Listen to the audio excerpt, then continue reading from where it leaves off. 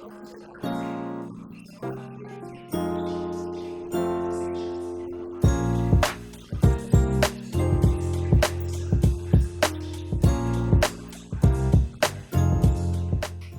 Taiki, welcome to the Roundtable. We are thrilled to have you as our first guest. You are an entrepreneur. You've started your own media production company, Mantakambu, which produces short films, documentaries, music video clips. You are a musician yourself, otherwise known as Local Remedy. And you're also a pretty big player behind the media industry scene, working with a lot of creatives. I know that spanned the past 15 years. On top of this, you also have a bachelor's of political science and economics. You've lived overseas in Samoa, in New Zealand, and I think with this vast world knowledge and life experience, you have some great ideas that we would love to hear today. So there's two things that we would love to unpick and unpack with you. The first one being the recent trend that we've seen recently with musicians coming and performing with the intention of fundraising or raising awareness to a cause and not necessarily to play music just for the enjoyment of it. Then we would love to know if you think our country is able to engage in healthy criticism and debate online using the recent viral incident of an African social media influencer who recently visited Vanuatu and was called out for supposedly mocking Ni Vanuatu culture when she participated in a Tana custom dance. But first, let's talk about music. So in the month of October, we had well-known musicians from Solomon Islands, One Talks, Bebao, and Casey perform at Vanuatu's first ever Fruit Festival. Then we had Sean Rhee headlining the My Cash Top to Us concert to fundraise for Malapoa College to rebuild after the earthquake. Then we had Sharzi perform in Sola, Vanuatu to raise funds for Torba Provincial Government's Streetlight Initiative. Look, I think it's wonderful that we have these musicians coming to help fundraise and draw attention to these causes, but it makes me wonder how that sets the tone for the music industry. And given your vast experience, I'd love to know what you think about this. How does this impact the Ni Vanuatu music industry in the long run? In general, I think it has a positive impact. Organizers in those events, I think it's very creative. It's a big risk. Personally, I congratulate them because it's a big task. I've helped out in events before, and it's not easy putting together big events like that.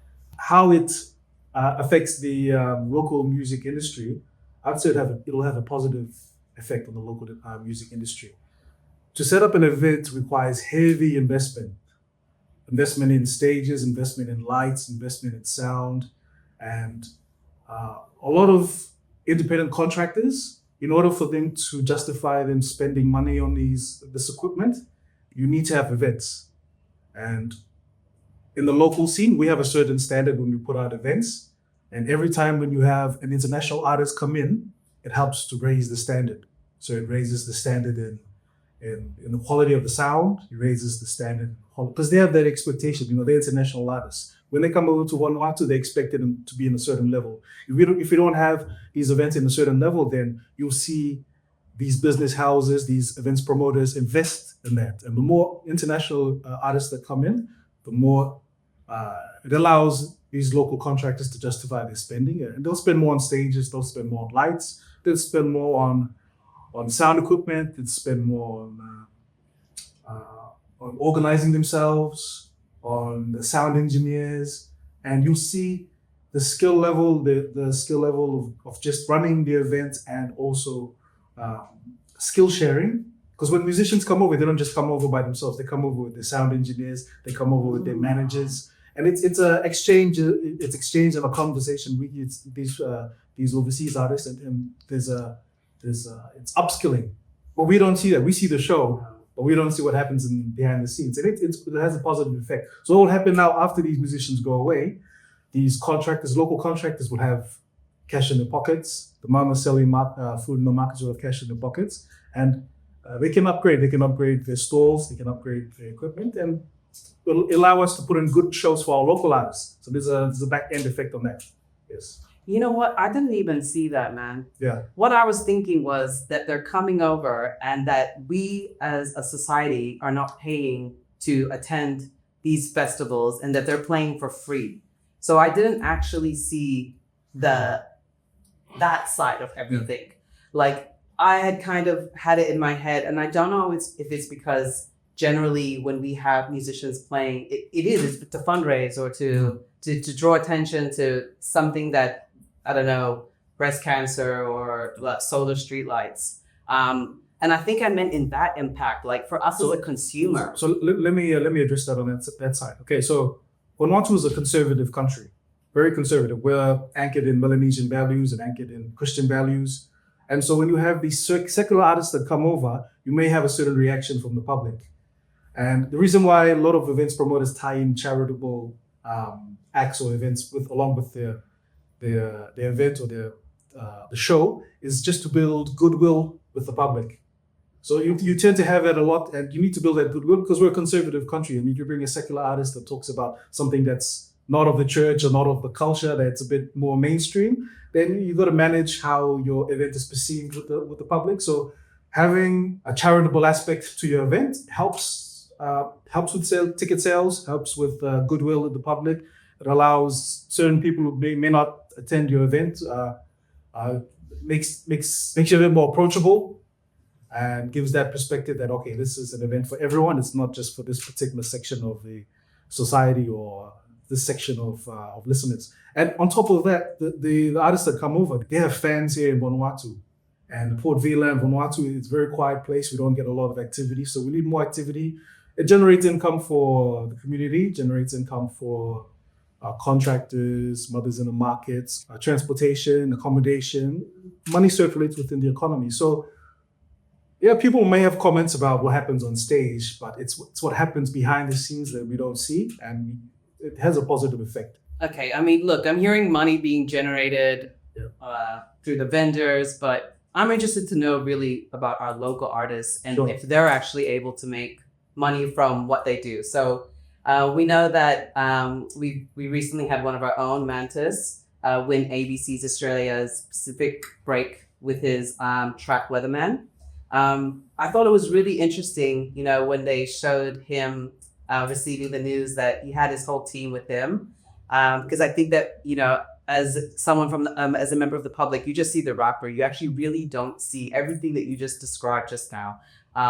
There's a really big team. And he said, I'm super grateful for my team. When we started doing this music stuff, it was really underground. We're still kind of underground now, but even though we struggle, we still pursue this because it's our passion.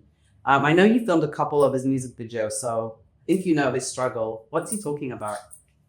Well, there's different things that he may be referring to as struggle. I'm not too sure what he may be referring to specifically in that conversation.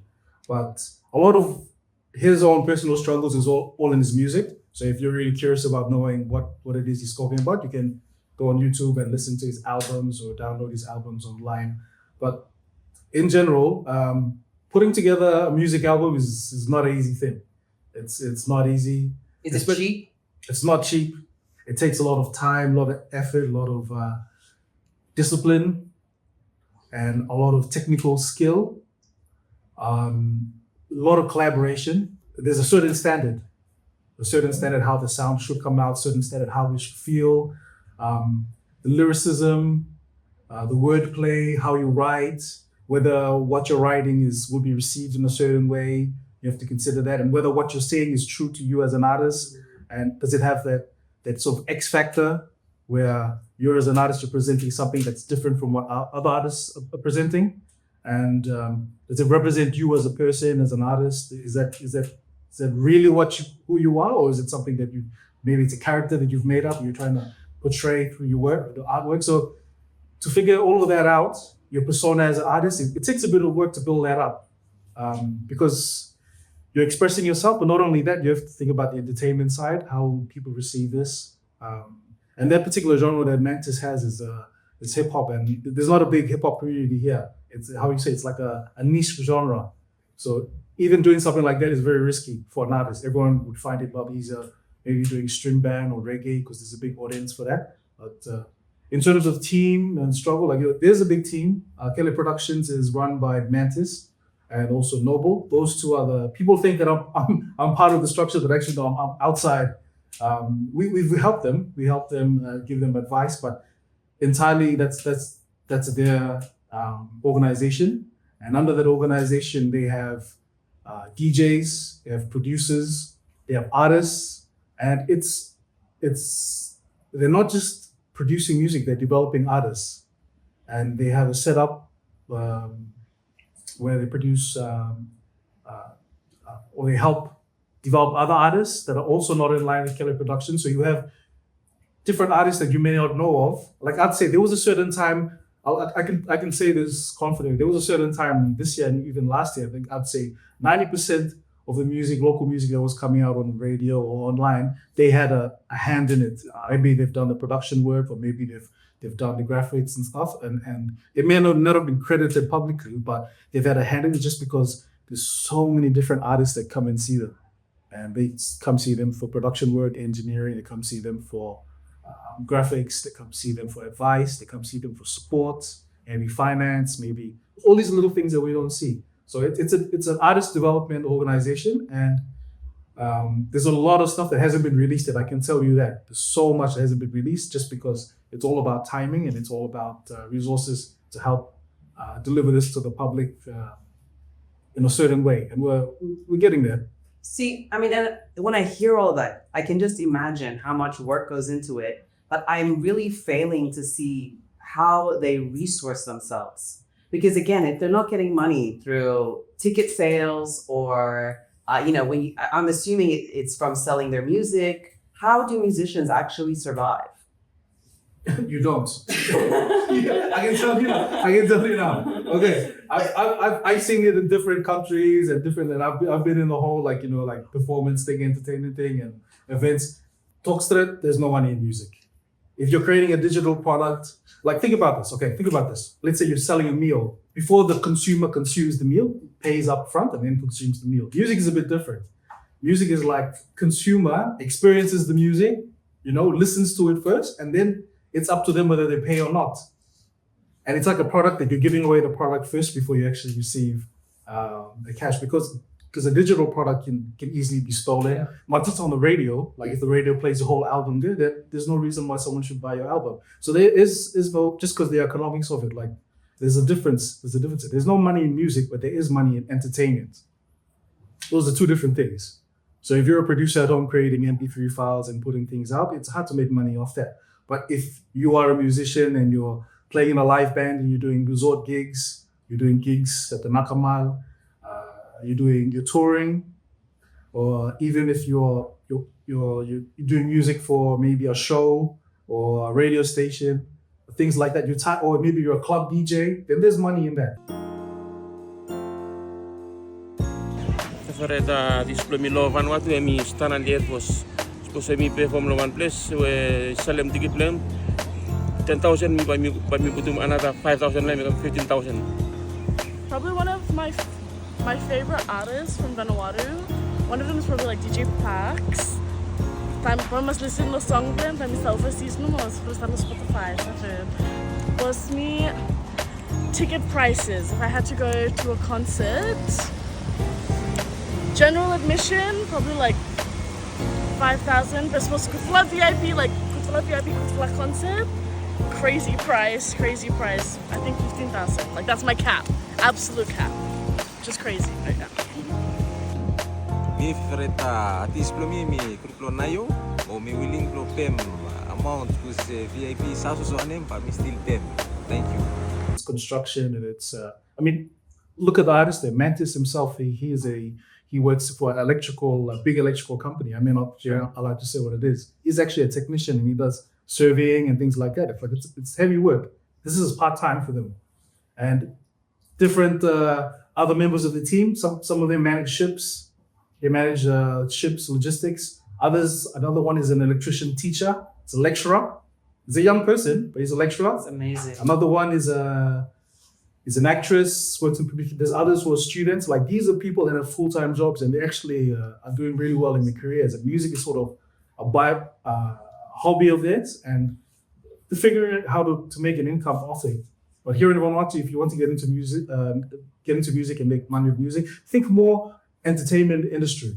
How can you do live gigs? How can you give that experience to audiences where you have to pay to experience that? But if it's specifically digital music selling, you can do it, but you struggle. So, I mean, what you're really telling me then is that if you are trying to make money as a musician, you have to be thinking of being able to go entertainment live on stage. And yet I hear, I mean, you know, as I said, when Mantis was talking about his win, he acknowledged his team and the fact that there's so much background work. How do we actually get the music industry, and do you actually ever see us getting to that stage? Because I heard like in P&G and Solomon's, like, I mean, they're flying here to come perform. Like, what's the difference between us and them? Guys, media is all an illusion. It's a magic show. Okay, I work in communications, that everything's a magic show, okay? Like, how an artist portrays themselves is a persona. It may not necessarily be them as they are as a character, but we know, if we know who they are, we know that, okay, that guy's legit. So many people know these artists, they know, that you're like, okay, he's talking about something, he knows what he's talking about. But, like, you know, if you see like musicians on MTV and all that, like, the vehicles they use are not necessarily theirs. The houses they're in are not necessarily, it's an illusion. So like if you see these big artists overseas that are doing what they do, don't fall into it and say, okay, if I do this particular career, I'll get this and get that. It's not. It's part of entertainment, it's part of the show. So is it lucrative? I haven't seen it in lucrative. I've worked with many artists and many struggling artists. Those who've been successful, let's put it this way. You create a product, an album, it costs you a certain amount. Maybe you get a revenue of a certain amount. And if you calculate the amount of hours you dedicated to create that product and you've sold it, if you look at the revenue and you divide the number of hours that you've dedicated towards creating this particular product, you're making less than minimum wage. That's straight talk. But so not just for Vanuatu then. So it's everyone. It's really everywhere. Australian artists are struggling. New Zealand artists are struggling. Everywhere. It's just because of the nature of the product itself, which is an MP3 file that anyone can rip off the internet. Okay. Yeah, it's just the nature of it. So if you get into entertainment, then look at creating an experience for your listeners, creating a show, or maybe finding sponsors, or integrating your product, which is your music, with maybe your music with another particular product, and you can sell that along with your music. So you have to be creative. Maybe merchandise. Maybe become an influencer and get revenue through the internet and things like that. You have to think out of the box. But music is in the digital product you're creating. I'll give you another example. Vanuatu, we have the best producers here in the Pacific. We have one of the top DJs. Our music, we have DJs, we're talking about old DJs like Xenox, Alexis, Room Selector, and all these guys. And there's new DJs coming up. We've got DJs like Trickstar. There's so many that I can't keep up with them. And you have Pax. Pax is touring all around. He's doing that show in Santo. These guys are popular. If you look at the statistics or the stats, they're more famous. They're probably the most famous artists in the Pacific. Nice. Because the young people follow them. Their music goes viral online. It's not really captured with copyright societies in terms of revenue and things like that. That's a technical thing that I think they're still working out the kinks of it. But in terms of popularity, Vanuatu producers, like you have Vanuatu artists in a certain level, Vanuatu producers are a totally different level. You go to places like South America, you go to Europe, Vanuatu remixes are everywhere. Damn. They're everywhere. People don't know this, but one of our biggest exports, one of our biggest creative community is our Vanuatu producers. And they're doing this from their own energy and own finances. And that's something that's like a hidden gem that's there. How do we capitalize on that? That's something that will need a lot more discussion and maybe a lot more.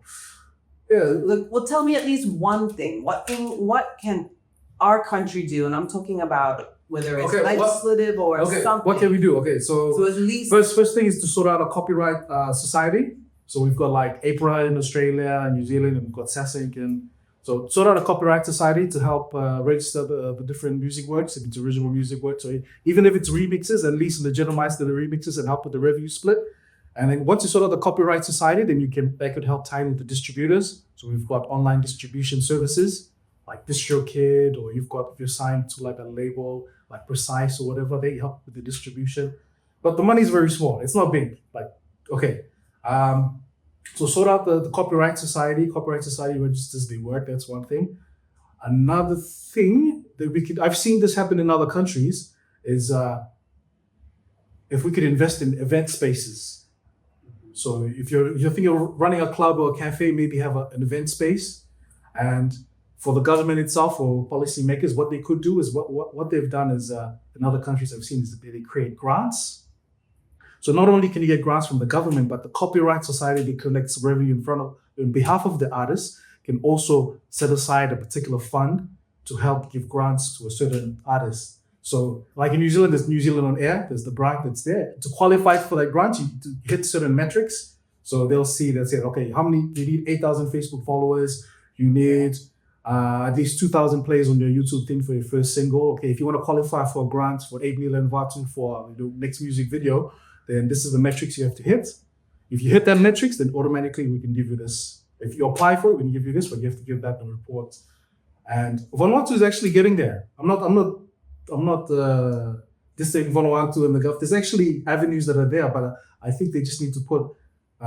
If I hear the Department of Industry has actually got something aside for artists, and a lot of string band artists, they've been using that fund to help with their music. 26 Roots, I think, with Stanley, they've tapped into that funding for that. But it's not many people know about it. Even us, we're trying to get access to that funding, but we haven't made the effort to do it because I think there's conditions to it, and for us, like we got the creative freedom for it. But it's there. The Department of Industry, I think, does have funding for it. It's just giving that awareness to artists and making it fair for everyone. And I suppose setting up those metrics, like what they do overseas, like say that, do people actually like your music? Do other DJs play your music? Like, is the product you're putting out, is it something that could represent Vanuatu well and represent our organization well? And so it does align with our values, and you can't have someone going and swearing for the whole 3 minutes of the track and then sponsor them. Like, we want to make sure that they have a certain standard, and then if they meet that on their side, and then we can, so it's like give and take. Huh? But overseas, I see copyright societies do that, like SASIC and APRA, they have different grants. There's opportunities there. We just have to organize ourselves, and there's differences within the music community. Whatever differences you may have, put it aside and let's move forward and work together with policymakers, and I think we can make it happen.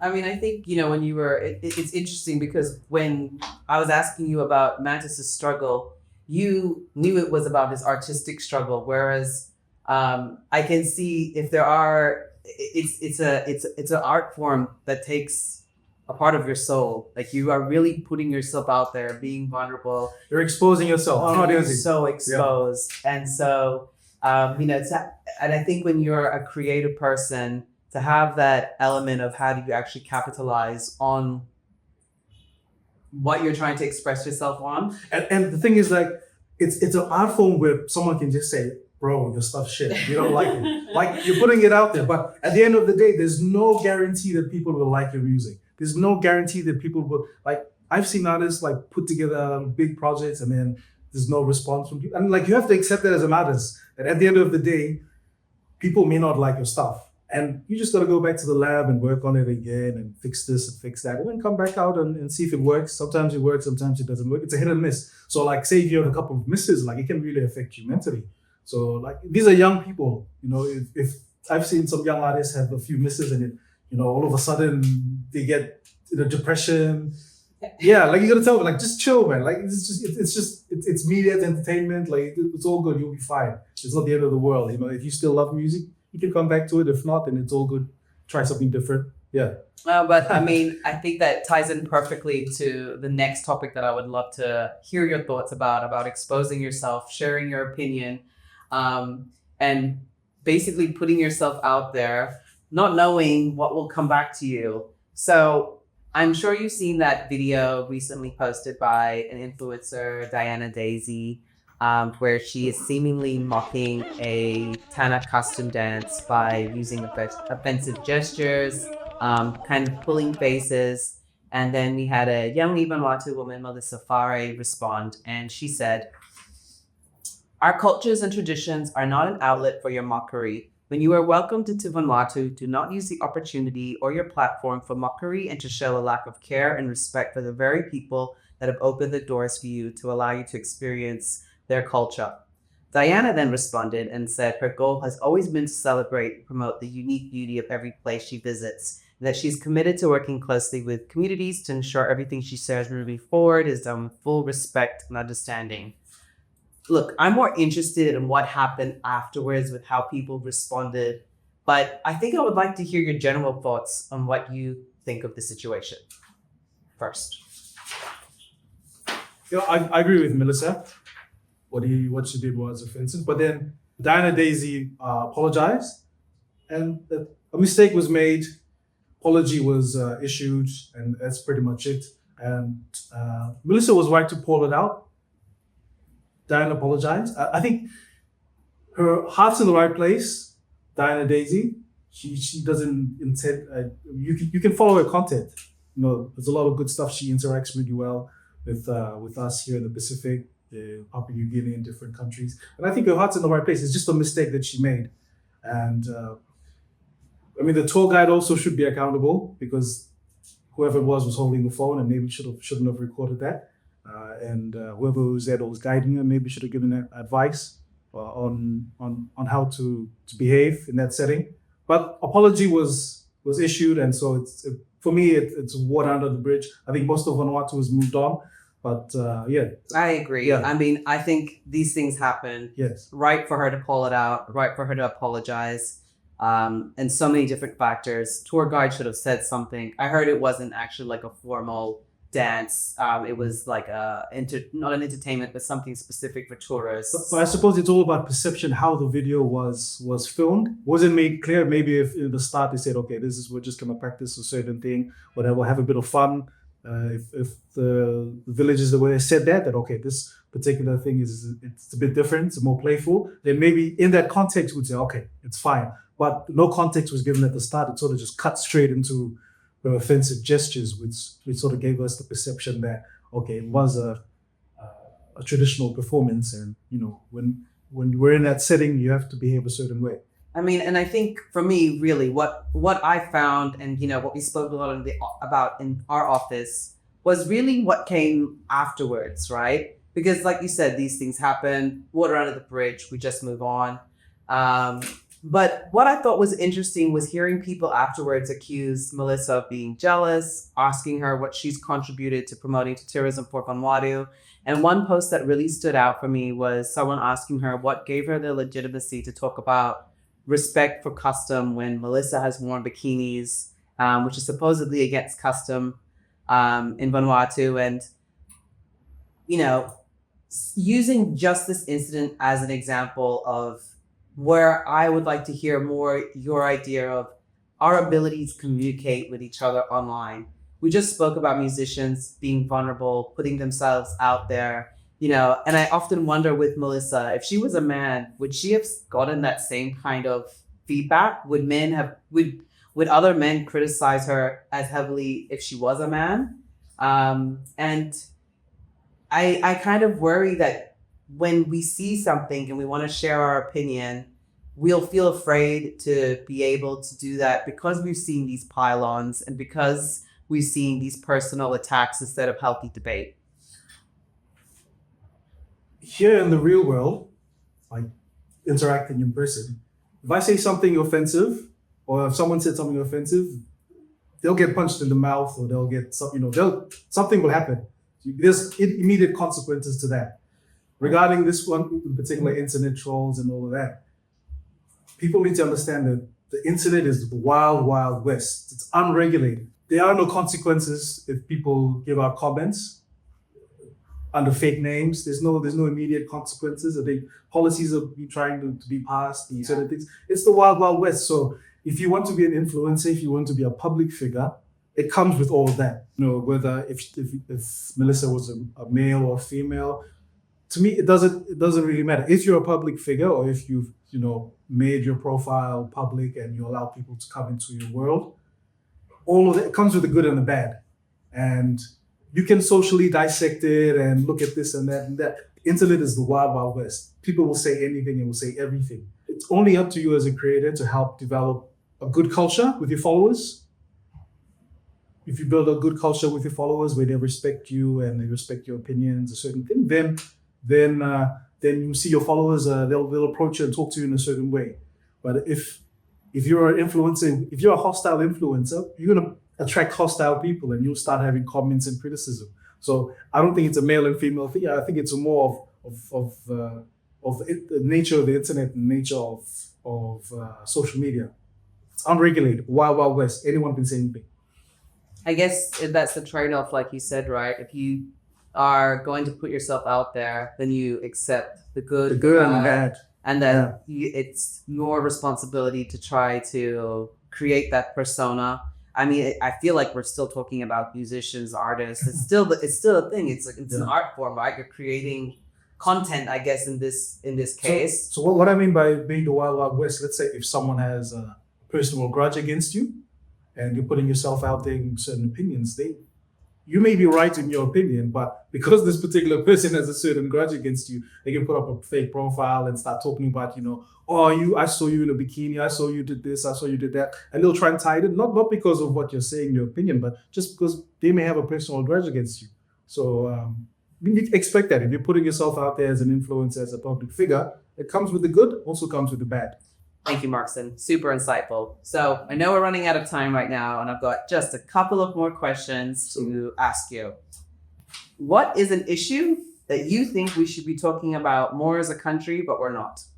Well, there's many issues. I want one. I think education.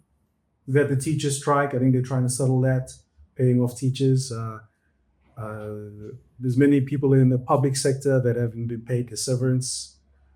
Just organizing that, getting all making sure that the people that work, they get paid for what they do, and getting the teachers back into schools and upgrading our schools. It's a big concern because there's so many there's so many young people and there's so many kids, and we're running out of space in schools, and very soon they'll start hiking up the school fees and things like that, because we don't want to have kids on the streets. We don't want to have kids on the streets. We want to have kids getting influenced by different things, different substances, substance abuse. You can see it with cover abuse, alcohol abuse. That's all. It's there.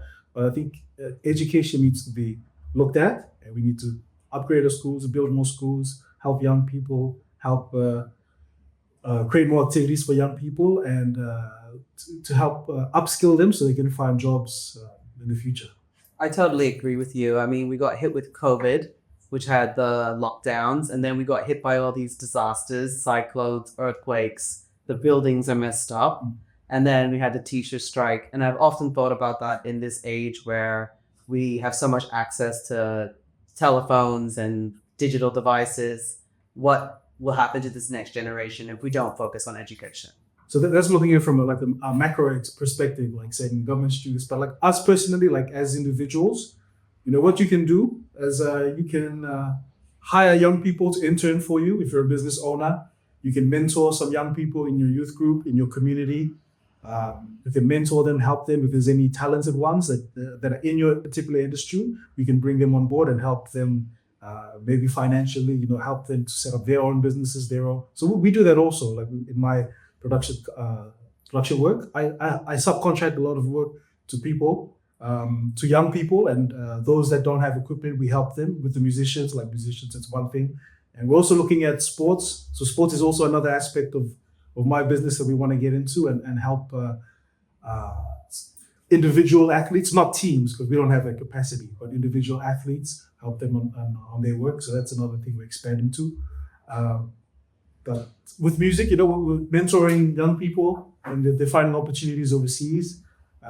In production work, mentoring young people, finding opportunities overseas. So if you have a business, if you have an organization, you see some kids running around the street and that, if you need help, ask them if they'd be interested to intern for you. Ask them if they're interested to do some part-time work for you, and they can build up they can upskill themselves. No, I love it. I mean, I gotta agree with you. Plus, on top of that, I'll say, bring in young people to your workplace. I mean, sister, the team is mostly under the age of 30. The energy, the vibes, the assumed knowledge that they have. And there's so much talent out there, so much unhidden talent. It's crazy. Like, there's so many kids that are they're not formally educated. They may not have degrees, but they're talented. And I give software to certain young people to do. I give them, there's some work that I give them. It's actually quite complicated. Editing, production work, lighting, technical work, and you see them like they just pick it up so fast. It's crazy. They're hungry to work and they want to work and they want to get paid to work, but they need those opportunities. So yeah. Very cool. So my last two questions for you then is, I would really love to know, what's your favorite social media platform? I like YouTube. YouTube is actually really good, and it's not really a social media platform. It's more like a video. And what would I entertainment. find? What would I look if I scroll through your YouTube? A lot of tutorials on production, a lot of tutorials on filmmaking, lighting. So who's your favorite podcaster at the moment then? There's so many. Like if you talk about, I think Dario. What is it? Barry the CEO? CEO. Yes, that's quite good. I have learned so many good things from that. So you can just put it for 3 hours if you're going exercising, or if you're doing some other work editing. Like you can have it playing in the background. And see. Yeah. So I agree with you. I'm a podcast girl as well. I remember when a few years ago when we were talking about podcasts, and I thought podcasts were like only half an hour long, and you were listening 2-3 hours of podcasts. And I don't think it was really a big thing at the time. I think people were still getting a lot of information from their news, and I've seen how the world has changed now, that actually if you really want to get good information, you got to listen to the experts and get in there and take your time to listen to. In our field of work, it's constantly changing. The standards are getting raised. Every year there's something new coming out. There's some new program. There's new software. It's so hard to keep up with it. So you need to keep up with these things, whatever industry you're in, and if there's influences that in that particular industry, that helps you stay on top of the ball. So you don't miss out on certain things. Thank you, Markson, for joining us at the Brown Table. I really enjoyed our conversation. Thank you.